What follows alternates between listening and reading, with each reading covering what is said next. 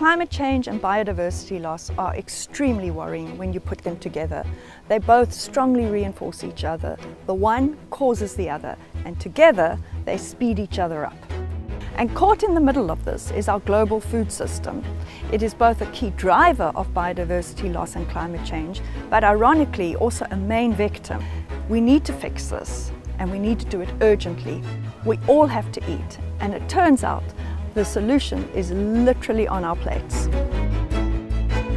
If we want to save our planet and ourselves in the process, we need to eat less meat, at least in the global north.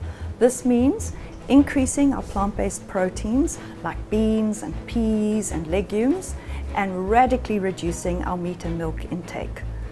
We need to adopt a planetary diet. A planetary diet is one that couples high health and nutrition benefits with low environmental impact. We should all support these individually in the meals that we have every day, but we also need to move way beyond individual choice. We need unprecedented leadership from governments to step up to make a planetary diet an easy choice. Take, for instance, this local food market that you see. Healthy food on a transport route home from the campus, easily accessible, affordable. A good starting point is for national governments to bring their national dietary guidelines in line with a planetary diet. These national tools are designed specifically to influence consumer dietary behavior, and they affect all types of national and local policies like food environments and education programs.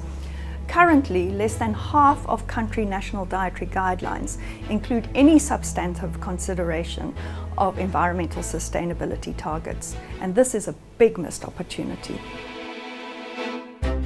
Science already provides the knowledge. We have it. What we need now is for governments and their stakeholders to step up, to show leadership, and for all of us to work together to accelerate the pace at which we are transforming food systems. Our team at Wageningen is working with all our might to grab this opportunity, and we invite you to join us.